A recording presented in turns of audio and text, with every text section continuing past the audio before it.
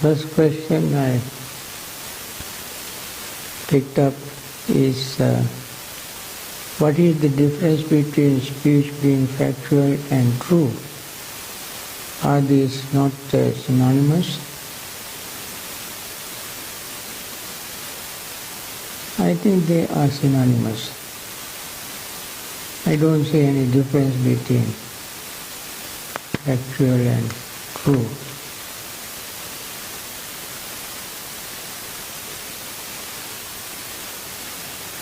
Yeah, I would agree with you. These two are synonymous.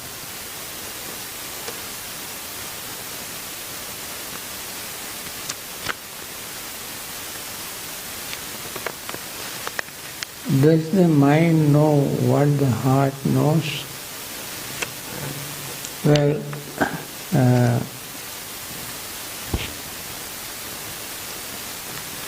I don't think heart knows anything. Only the mind knows.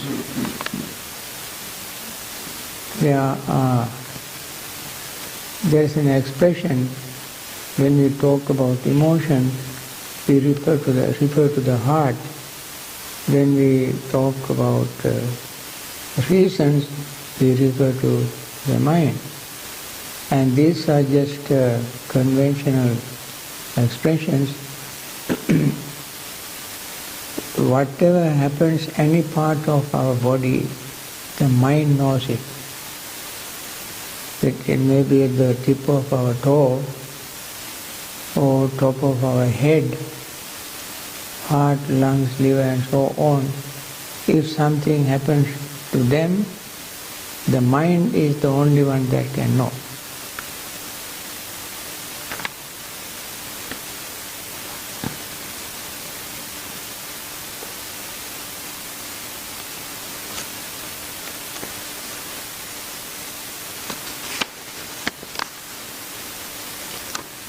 From a Buddhist perspective, what is the purpose of procreation? If everyone was a strict Buddhist seeking enlightenment, the human race would die out. That was the accusation that some people like Gandhi came up with. He accused the Buddha for Bhu Nahu, destroyer of the procreational seed, life seed. That is a wrong accusation.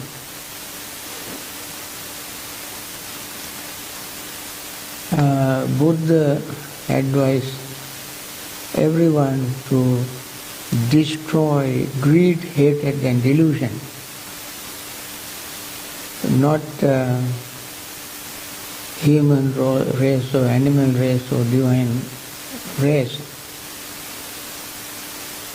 Being a human, we have ample opportunities to practice Dhamma.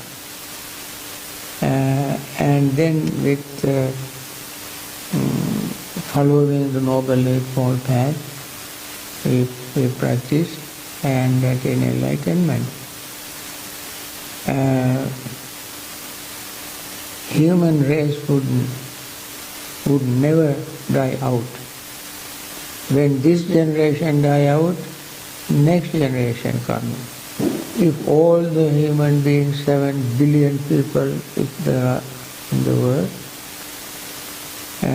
if they all attain enlightenment, some other beings can come from other realms of existence. When they all attain enlightenment, some other beings will come into existence. So it will never. That is the nature of samsara. Samsara is never-ending process of being, coming into existence and going out of existence. So, don't worry about it.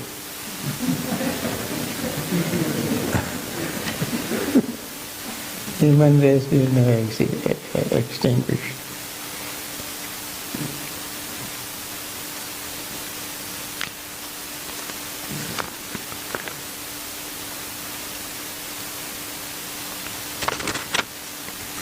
Okay. In deeper jhanic states, have you received or felt evidence your consciousness will continue after your body is no longer functional? Well,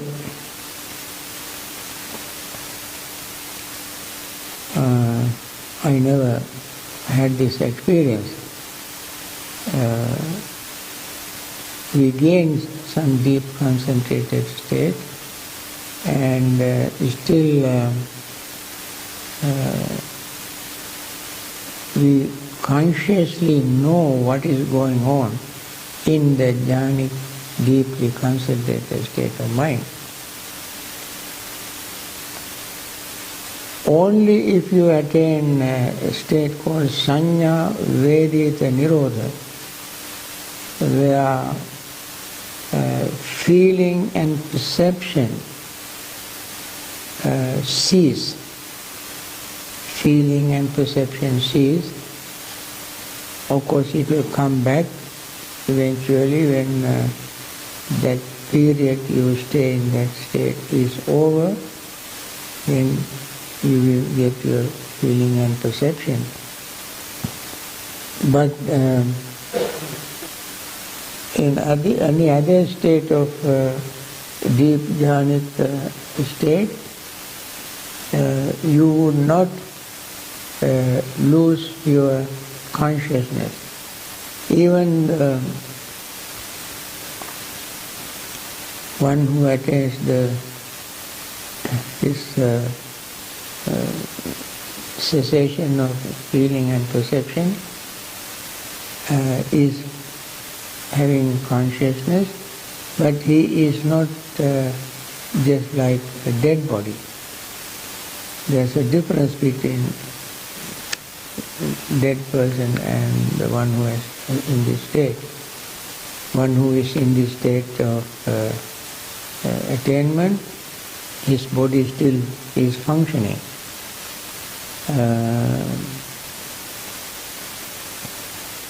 Only thing is his perception and feelings cease.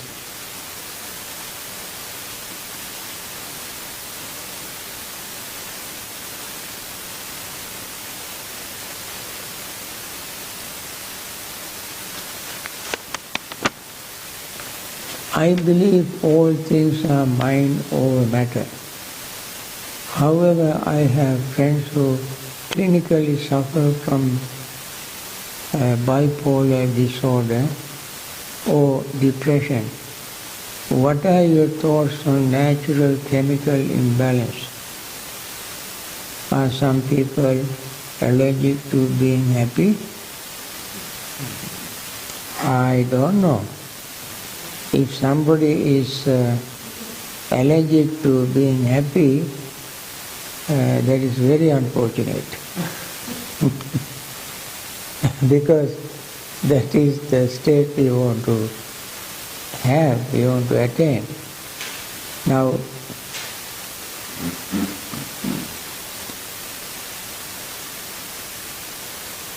I don't know whether all things are mind over matter.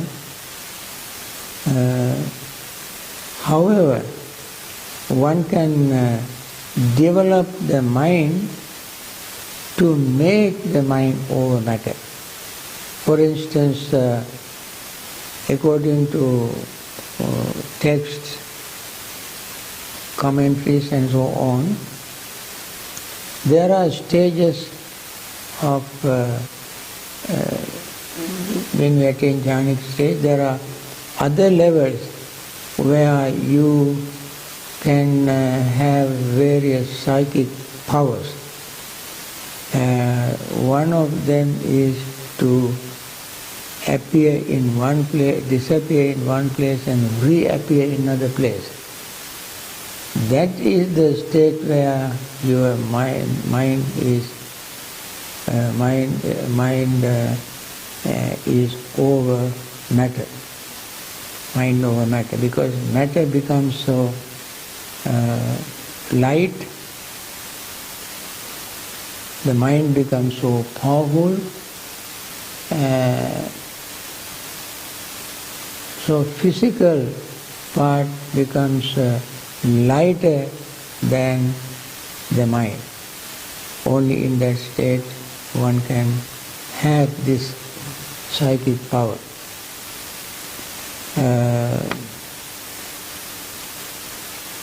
Before that, all ordinary states, mind is not over matter. However, our thoughts, words, deeds spring out of our mind, coming all from the mind. And we can train the mind to be very powerful, and our thoughts, words, deeds all, of course, come from the mind, depending on various information we get through our senses. Sometimes when the body is very sick, in that state people become depressed. And you say this example of bipolar disorder or depression is a chemical imbalance. It is not the imbalance of the mind itself, because when the chemistry in the body or chemistry in the brain is imbalanced, then that affects the mind. So in that case, the body affects the mind.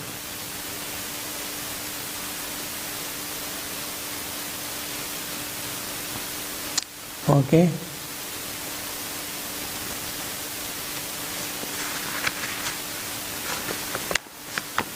If you are any medical person, correct me when I make statements like this, because this bipolar and so forth is not my area. But I have witnessed people with bipolar problem, this brain chemical imbalance. Am I the only one in the room who has broken one or more of the 5 precepts? How do I know?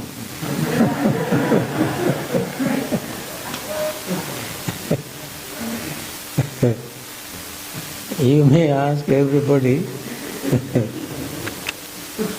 and tell them which precept you broke, and ask them whether they broke the same precept or have they broken different precepts.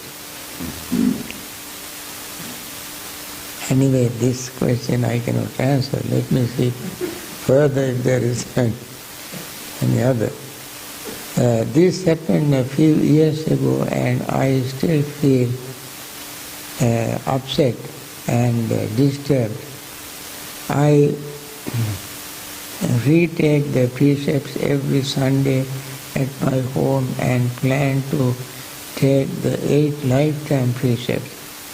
What is your advice to lay people who have broken the precepts? My advice is that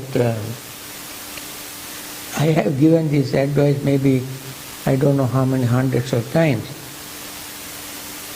If you have heard my advice before, you may renew my statement again, my remarks again, or my advice. When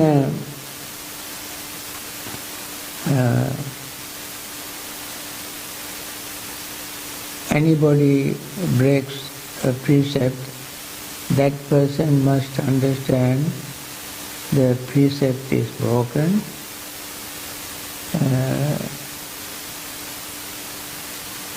and I should not repeat breaking them. Once broken, enough. I don't want to break it again. That is the first step. Second step is do more and more wholesome things in your thoughts, words and deeds. Practice more metta, compassion, mindfulness, meditation, be engaged in reading Dhamma books, listening to Dhamma, discussing Dhamma. When you do all this, these are very, very great things to do. When you do all of them, then you may not even have time to think about the, broken precept, because your mind is fully preoccupied with the good things. And that is exactly what the Buddha said, Yasa papam katam kammam kusalena pitihati, so imang lokam pabhaseti abbha mutto chandima. When one has done something wrong, that individual must cover it up with wholesome thing, kusala. Such a person shines like the moon free from clouds. Beautiful simile. Clouds are like those wrong things, breaking precepts and so forth. There's a cloud. When you do more and more wholesome things, that is like a huge gush of wind coming and blowing the clouds away. Then moons begin to shine. Similarly, when we do wholesome, many wholesome karmas, they are like this heavy wind that blows away these clouds of past unwholesome deeds. So that is the Buddha's advice. I would suggest people, whoever broke it, do that practice. Is observing the sensation on the body considered good meditation even if no insight or thought arise?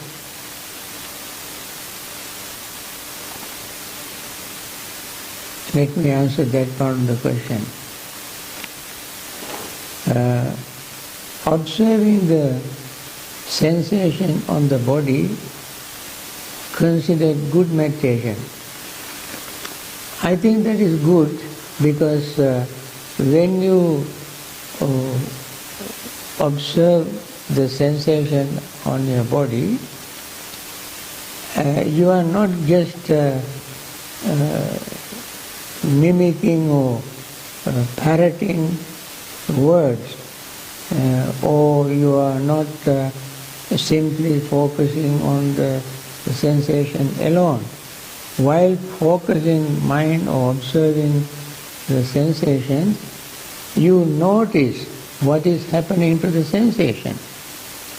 No sensation remains the same all the time. Sensation changes, sensation arises, and then gradually fade away and another sensation arises. So one sensation arises in one place and then you find similar sensation elsewhere in the body. Then the mind goes there and you see even that sensation is the same, rising and falling. Noticing rising and falling of sensation is more important than just noticing sensation. There is just the arising of many interesting sensations which pass and turn into new sensations. That's true. All over the body, such as bugs crawling or needle pricking, etc. If this can be observed for an hour with no thoughts, is that wasted hour? No. Actually, if you notice the insect crawling or needle pricking, pay total attention to that sensation. Sometimes at night when you are sleeping, you may feel that kind of sensation sometimes all over your body. Don't get disturbed. Don't be upset. Don't worry about it. Just pay attention. You will really be surprised how they fade away, and you even may even not notice them because it fade away. So that is, one moment you feel it, next moment it is no longer there because it is gone. And from there you understand even this nagging, nasty sensation is impermanent. That is the beauty of impermanence. Not only pleasant things, even unpleasant things fade away.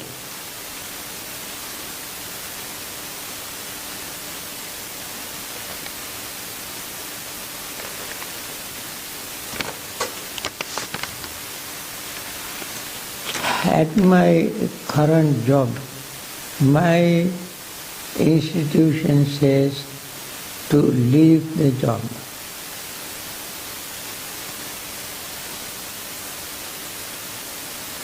My intuition, my intuition, not institution, my intuition says to leave the job. Should I listen to my intuition and leave the job, or just wait and see how it unfolds?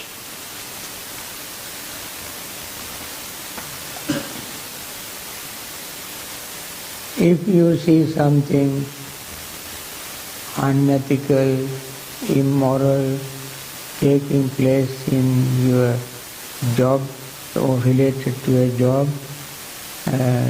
then if the intuition asks you to leave, you may do so, you may listen to your intuition. If everything in your job is relatively good, not causing you guilty feeling, I would not listen to intuition, I would stay in the job.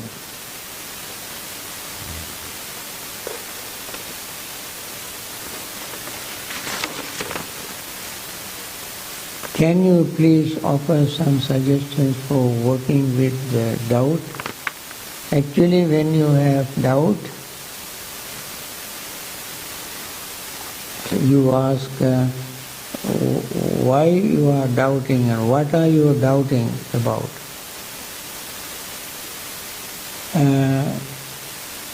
Next thing is, all depends on the doubt. If you have a doubt about your job, your money situation, insurance, and so on, I don't know what to say about that. If you have a doubt about the Buddha, Dhamma, Sangha, your practice, meditation, your achievement from meditation and so forth, then you have to, in the first place, trust the Buddha. You trust the Buddha. Because Buddha has never given wrong advice to anybody. As we mentioned in our first day's talk, that he spoke out from his own personal experience, personal conviction.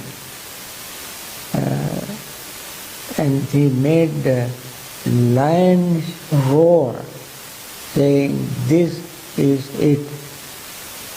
And with that understanding, we must have full confidence in the Buddha and the message he delivered, called Dhamma, and those thousands of individuals who followed his footsteps attain the same stages of enlightenment. They are called his disciples. We have to trust them. Plus, ask yourself, have I gained anything from this practice? When actually you very sincerely watch and very mindfully watch your own mental state, you would notice you are not the same person who started meditation some time ago, year, 2 years, or 5 months and so on. You have made some progress. These are some evidence to, or some hints for you to get encouragement to practice. Then your doubt will slowly, gradually fade away. Seeing the result. That is what I would suggest.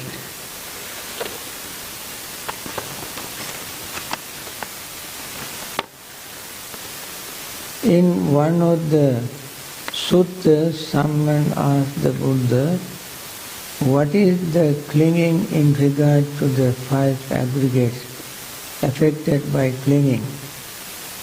Is it the same as the 5 aggregates, or is it different? Buddha said, it is neither the same nor different. It is the craving in regard to the 5 aggregates affected by clinging. That is the clinging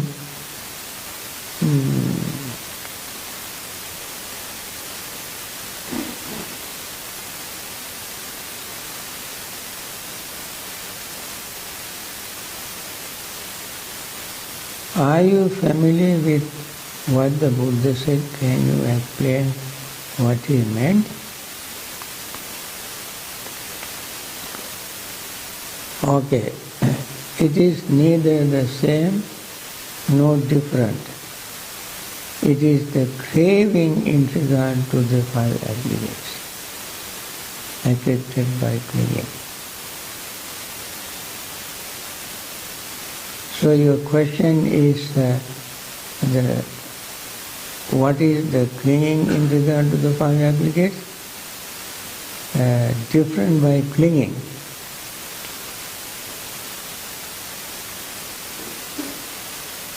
Is it the same as 5 aggregates, or is it different? It is 5 aggregate is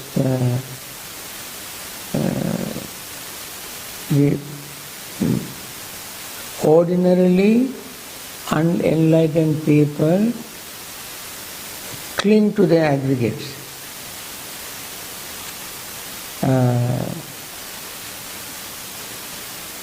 But enlightened people do not cling to the aggregate. Now, it is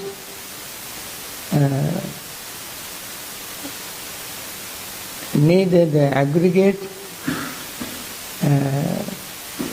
nor something else that makes the clinging. It is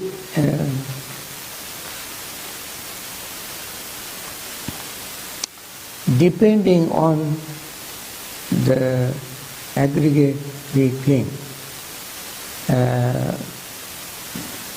For instance, enlightened persons' aggregates are just aggregate. And since they do not cling to these aggregates, their aggregates are not called aggregates subject to clinging.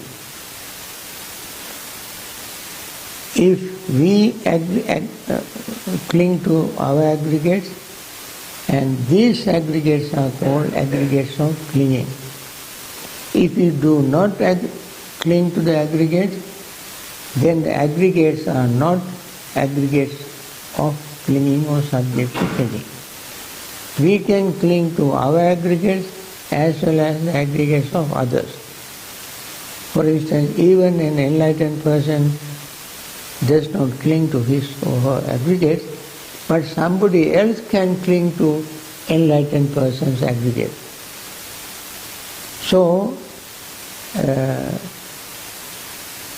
long as one clings to aggregate, that those aggregates are aggregates subject to clinging. Subject to clinging.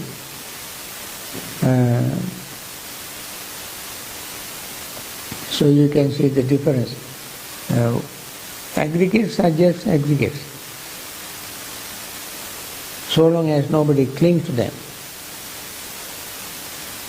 When we cling to them, when someone clings to those, most of us cling, then they are aggregates subject to clinging.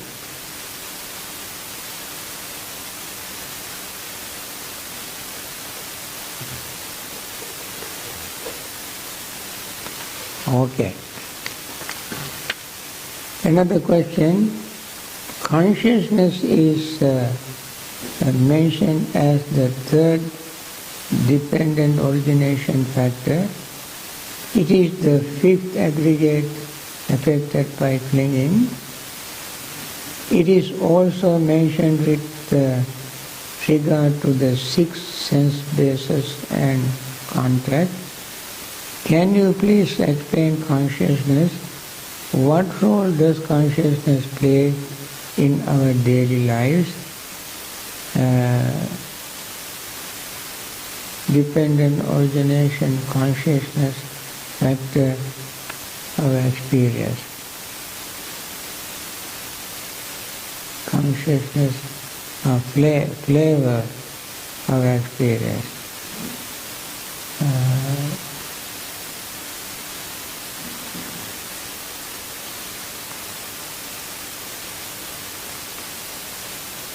What is this present, unpleasant and neutral? Okay. Pleasant, unpleasant and neutral. Consciousness in Pali called Vijnana. Vijnana is knowing. Jna, the root is jna, to know. There are three words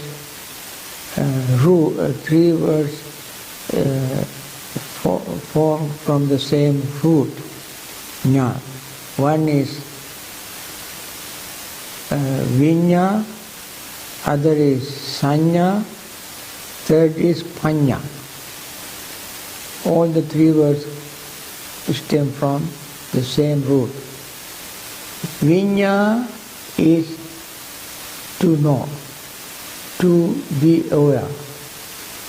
When some objects are present to our senses, for instance, form to eye, sound to ear and so forth, as soon as these two meet, these sense and sensory objects meet, sanya arises, consciousness arises. That means immediately consciousness knows something happened. Sound, smell, taste and so on. That's sanya. Vinya is that is, first is vinya. The second is sanya. Sanya is not only becoming aware, but it cognizes, it perceives, and it has some deeper impact. That's called sanya. And more powerful state is called panya. In explaining these three states, a simile is given. Simile is when you present a piece of gold to a little child, a toddler. This toddler, seeing the piece of ball of gold, sees only the color.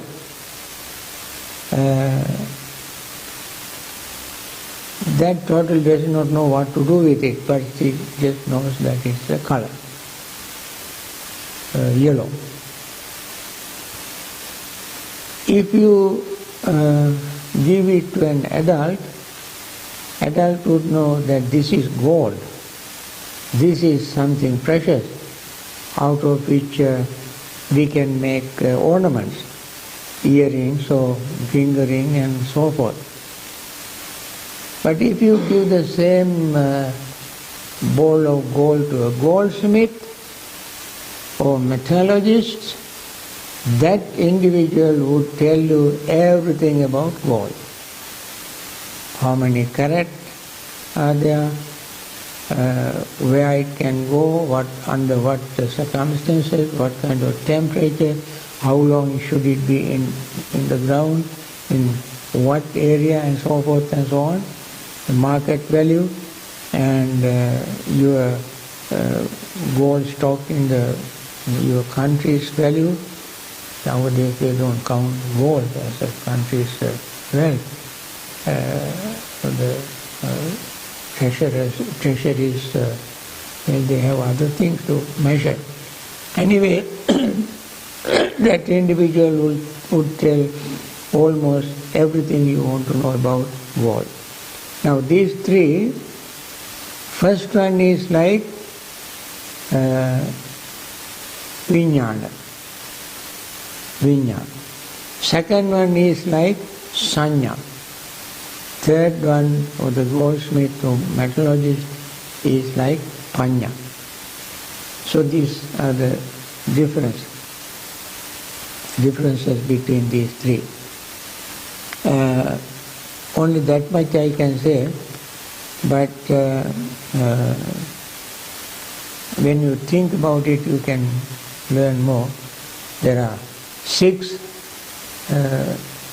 vijnanas, 6 sanya, and panya is only one. We can divide it into various categories, but panya is the dominating, all-powerful state. Can you explain how Nibbana is the end of experience? How can we exist without experience? You don't have to exist if you attain Nibbana. That is the end of your existence. When you attain, if you want to attain Nibbana, forget about your existence. Because existence itself is the problem. When you solve all the problems, why you want to worry about problems? And therefore, don't think about existence after attaining Nibbana.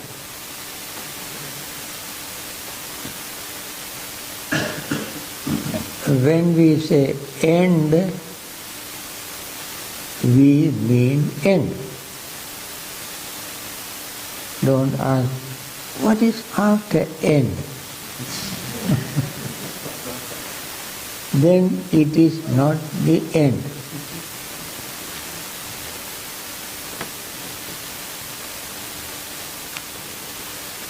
Next question, does it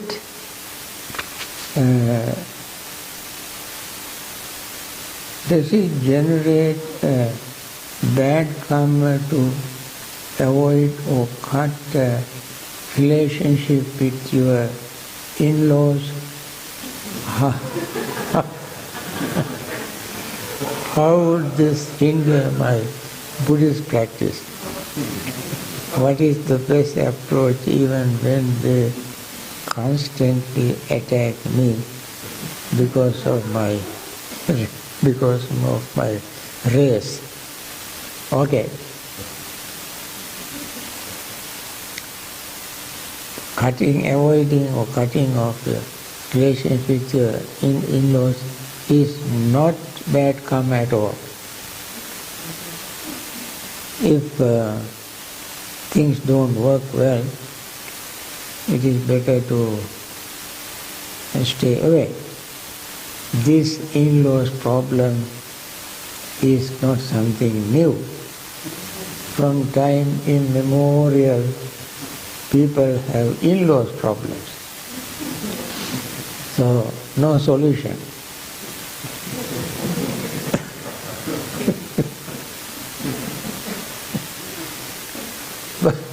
But occasionally you find an ideal in-laws. But generally it is not very easy to deal with.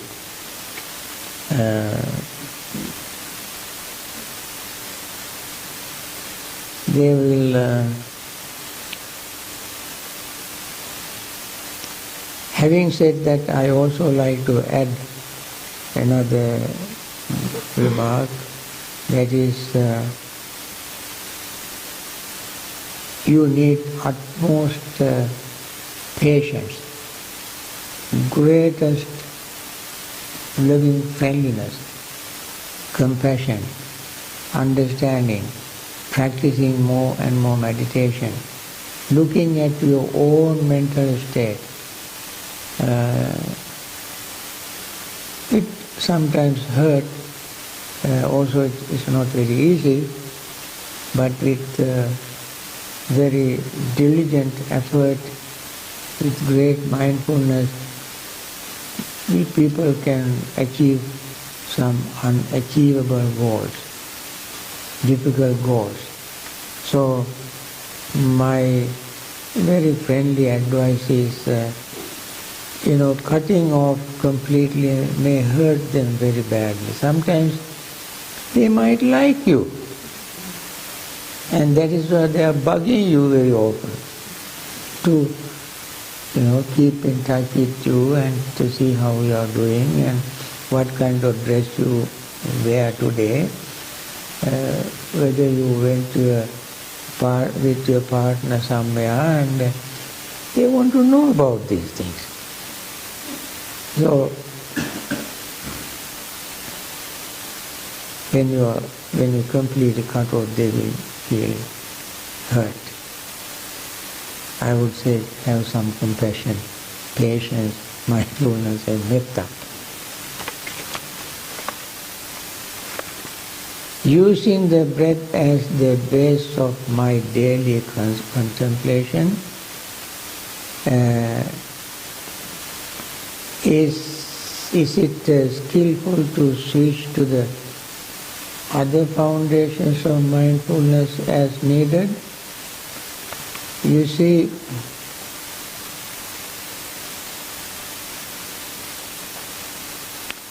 if you use breathing as your object of meditation and keep doing that, all the other foundations will gradually merge with your mindfulness of breathing. Gradually merge. I think I mentioned when you pay attention to your breath, the paying attention to the breath is the body. That is mindfulness of body. You feel the breath. You cannot breathe without feeling the breath. The feeling is your foundation of feeling, what you call foundations of mindfulness. Then you have attention that can fall into the mindfulness of Dhamma. And you are fully conscious of it as you are breathing in and out. That can become, unless you are deluded, you should be very conscious. There you will have meditation, mindfulness of consciousness foundation. So all these four foundations of mindfulness are combined or mixed with mindfulness of breathing. If you like, you may read the discourse, mindfulness of breathing discourse. You can see how the Buddha explained all the four foundations in that discourse, all in one discourse. So you naturally develop your mindfulness of body, feeling, consciousness and mental objects, Dhamma.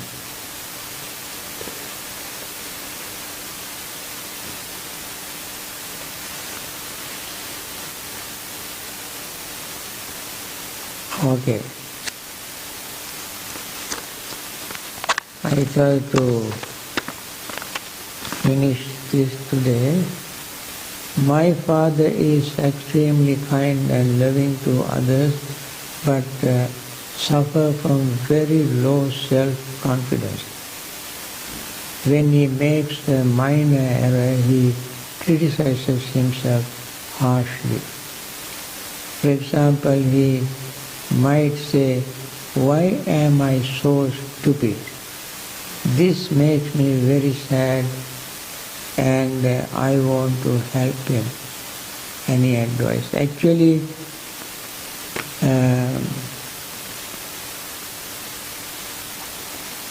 when he is very compassionate,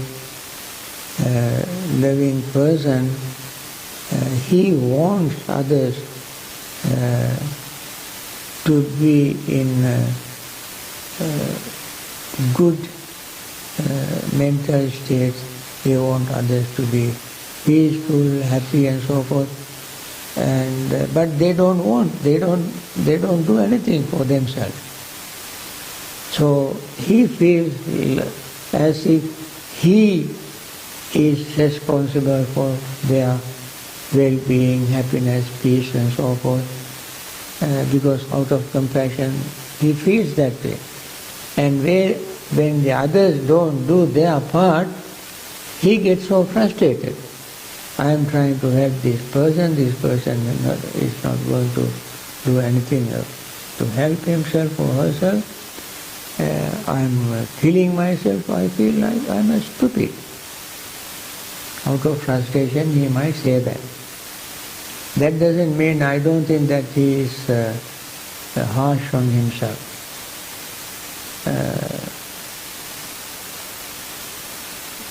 That is not harsh criticism of himself.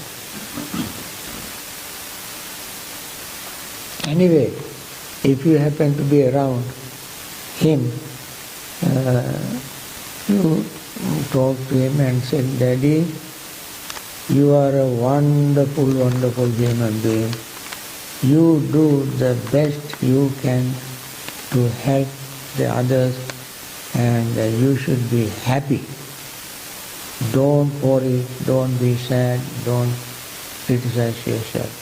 You should be happy. Continue your noble work. Uplift his feeling, he will be very happy." I read other books and they use right intention as right thinking. Please explain. Actually, some people translate the word right, samma sankappa as right thinking. I think that is also correct. Sankappa mean in Pali is thinking. Kalpana thinking. And therefore to translate Samma Sankappa as right thinking is correct. Concerning the first precept to refrain from hurting, harming any living being, how should a household whose family is threatened with violence behave? To defend the family may require hurting or harming or even killing another human being. Isn't the household responsible for his family's safety, even though this action may have karmic consequences that set him back many lifetimes in attainment of enlightenment? The last part is very true.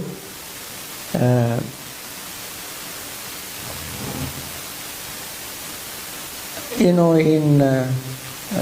some countries, by law, allow people to kill for self-defense. These are not religious advices. These are, I think, political or national decisions. But from religious point of view, especially Buddhist point of view, there is no reason to kill. Even if somebody hurts the family, there are many legal measures to take. Call the police and make a report. Sometimes you can go to court, things like that.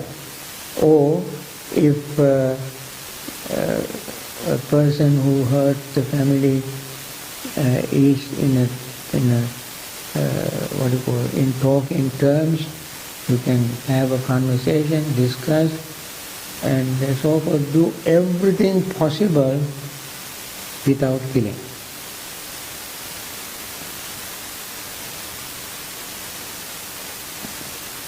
So you have responsibility to take care of the family.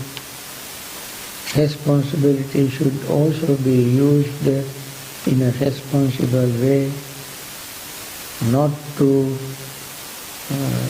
violate your own noble moral principles.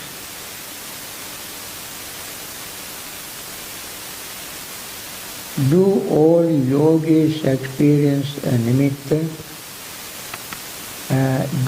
They experience, but some of them may not even notice it. It happens so quickly. But generally, I think so.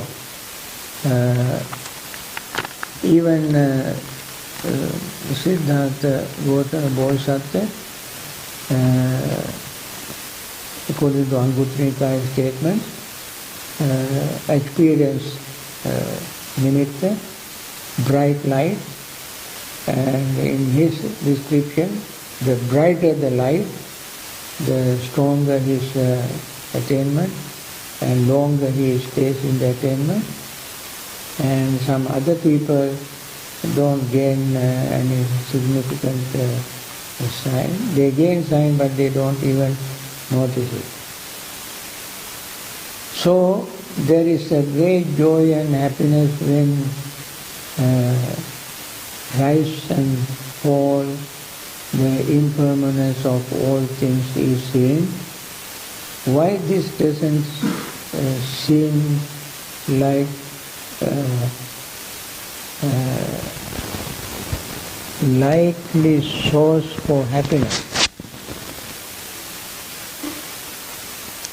Why it doesn't seem like a source of happiness?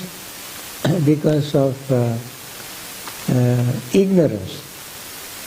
we expect happiness from some other sources, some other things, because our senses are so conditioned to gain happiness through other sensory experiences. But this is very unique experience.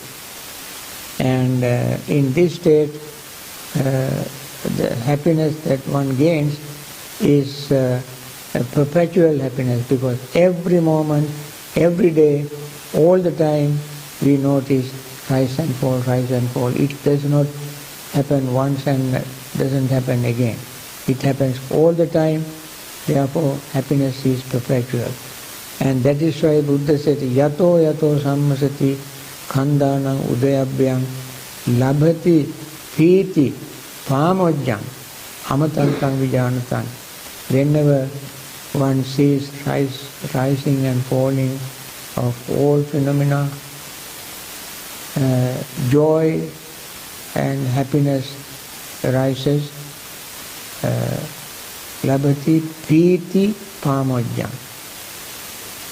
Joy and tranquility arise, which is like nibbanic peace and tranquility. So that's very powerful, blissful, wholesome experience. Okay, is living a very long life, 100 and 203, negative karma? No. Living long life in good health is a positive karma, wholesome karma. My sister lived 104 years, so she was very, very, very fortunate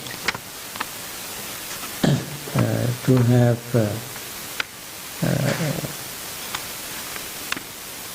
attention of all children, grandchildren, great-grandchildren, great-great-grandchildren, and great-great-great-great-grandchildren, and so forth. She was very happy.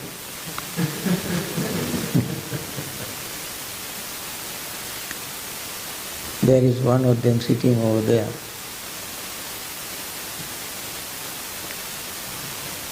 I have read your book, Beyond Mindfulness in Plain English. Do you think it is wise to attend jhana meditation using only the book as a guide without a teacher? I think you need both. If you read the book and understand the instructions, it is very good if you consult a teacher who also has followed the same instructions.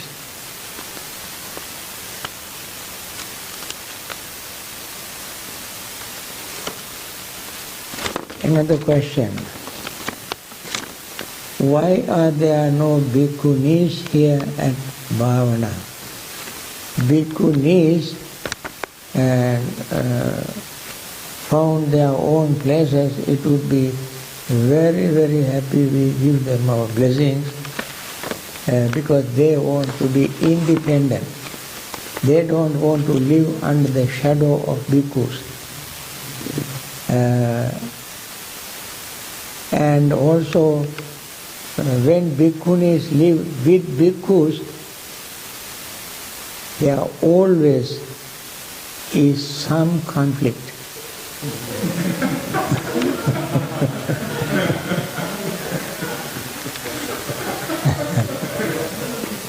Therefore, we give our full support to them. I experimented for 20 years. I'm talking from my own personal experience, 20 years. So it did not work. So, with my blessings, they departed, and I still go. In fact, in this June, I go to Germany to give full ordination to Samaneri, female novice, ordained by one of our disciple bhikkhunis. So they invited me to preside over the high ordination. I go there. I've been to California to participate in high ordination. I go there. Wherever bhikkhunis want me, I will go.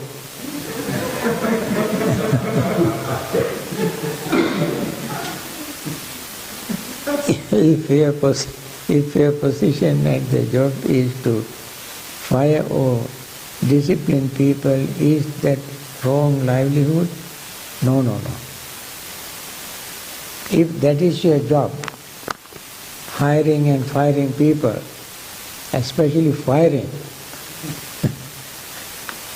don't hesitate to discipline them, don't hesitate to talk to them, explain them before hiring or firing. That, of course, any advice we give to anybody should be given with compassion, with understanding, knowing all the facts and figures without any bias, out of compassion, with the intention of correcting, helping that person. We must give advice. This is the Buddha's instructions to us. So don't hesitate to do that. Only thing is you watch your own intention, your mind, and see whether you are doing something harmful. So the last question, do Buddhists believe dreams can provide spiritual guidance? How can we listen and observe our dreams better? Actually, people generally, maybe all over the world, many people believe in dreams. Some of them so strongly believe they interpret them, they go to astrologers and consult them to interpret their dreams, some people. Among these people there may be Buddhists. Even the Buddhists do that. Not because Buddhism instructs them to do, not because they learn it from Buddhist teaching. No. Buddhist teaching does not teach this at all. But people are people, whether they are Buddhist or not. So when they have a dream, they like to know the meaning of the dream. So they try to consult. There are no any particular spiritual guidance from the Buddha's teaching. Of course, one day, however, Buddha himself interpreted 16 dreams of King Kosala. King Kosala had 16 dreams. He interpreted them. And his interpretation, he must be a very good astrologer. His interpretations were very, very good. One, I don't remember all of them.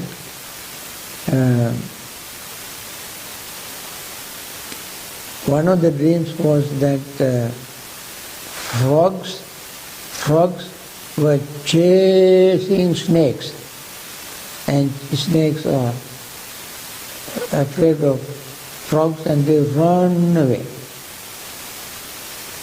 Another dream was the dry, very, very dry pumpkin sink and rocks float on the water.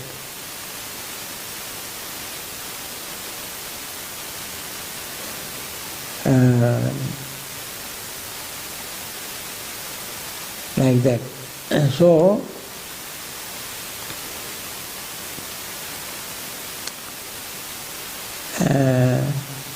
I think this rocks floating and dry pumpkin sinking, he interpreted, time will come, the dishonesty will rule the world. Honesty will sink. And other dream he interpreted as there will come a time when children have to learn, parents have to learn from children. That time has come. When I get a cell phone, I don't know anything about it. I would go to a 6-year-old child. He play with the phone and make it work for me.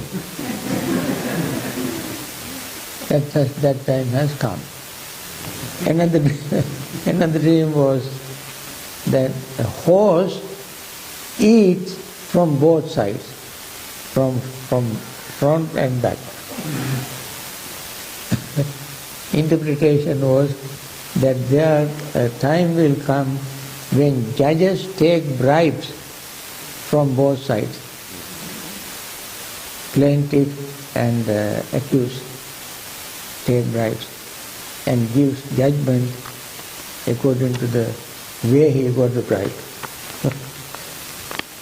So these are some of the dreams he interpreted, and there is this incident mentioned only in Jataka stories, not in text. Jataka stories are coming from commentaries. So they are stories made up after Buddha passed away. Therefore I don't know how true the Buddha's interpretation.